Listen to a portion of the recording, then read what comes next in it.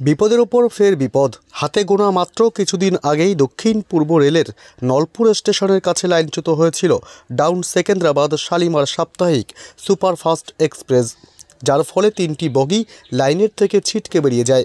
সৌভাগ্যবশত কারোর কোনো ক্ষতি না হওয়ায় খানিকটা স্বস্তি পেয়েছিল সরকার।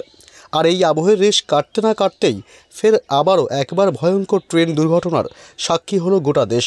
ফের ভয়াবহ দুর্ঘটনা, ট্রেনের সঙ্গে ট্রাকের মুখোমুখি সংঘর্ষ, ভেঙে চুরমার ট্রেন লাইন ও ইঞ্জিন, ব্যাহত হয়েছে ট্রেন চলাচল, চরম আতঙ্ক যাত্রীদের মধ্যে। এর ফলে চিৎকার চেঁচামেচি শুরু হয়ে যায় যাত্রীদের ভেতর। রেলকর্মীরা তৎক্ষণাৎ পদক্ষেপ করেন, দুর্ঘটনাস্থলে হাজির হয়ে যাত্রীদের আশ্বস্ত করেন তারা। তবে কখন, কোথায়, কিভাবে ঘটল এই ভয়ঙ্কর ট্রেন দুর্ঘটনা? এই দুর্ঘটনায় কতজনের মৃত্যু হয়েছে, কতজন আহত হয়েছেন, কি জানা যাচ্ছে এই মুহূর্তে, সবই বিস্তারিত জানাবো এই খবরে। বিস্তারিত জানতে খবরটি অবশ্যই শেষ পর্যন্ত দেখবেন।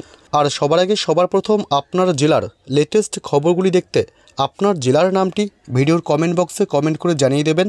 আর আমাদের ইউটিউব চ্যানেলটি সাবস্ক্রাইব করে আমাদের সঙ্গে থাকবেন। এখন দেখে নেওয়া যাক এক নজরে ফের ভয়াবহ ট্রেন দুর্ঘটনা। ট্রেনের সঙ্গে ট্রাকের মুখোমুখি সংঘর্ষ হলো, ভেঙে চুরমার ট্রেন লাইন ও ইঞ্জিন, ব্যাহত হয়েছে ট্রেন চলাচল। ফের দুর্ঘটনার মুখে পড়ল এবার ভারতীয় রেল। ট্রেনের সঙ্গে মুখোমুখি সংঘর্ষ হলো কন্টেনার ট্রাকের।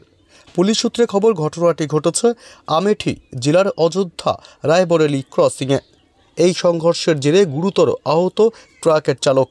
ট্রেনের ইঞ্জিনের সামনের দিকে ভেঙে চুরমার হয়ে যায় এই দুর্ঘটনায়। শুধু তাই নয়, ট্র্যাকটিও ব্যাপক ক্ষতিগ্রস্ত হয়েছে বলে খবর। সেই সঙ্গে ভেঙে গিয়েছে ট্রেন লাইন এবং বৈদ্যুতিক খুঁটি। এই দুর্ঘটনার জেরে ব্যাহত হয়েছে ট্রেন চলাচল। উত্তর রেলের লখনৌ ডিভিশনের ম্যানেজার জানিয়েছেন, ট্রেন লাইন সারানোর কাজ চলছে। স্থানীয়দের দাবি, ট্রাকটি যখন রেল লাইন পার হচ্ছিল তখন লেভেল ক্রসিংয়ের গেট খোলা ছিল এবং প্রহরী সেখানে ছিলেন না। দুর্ঘটনায় আশঙ্কাজনক অবস্থায় হাসপাতালে ভর্তি ট্রাকের চালক। তবে এখনও পর্যন্ত কোনো হতাহতের খবর মেলেনি।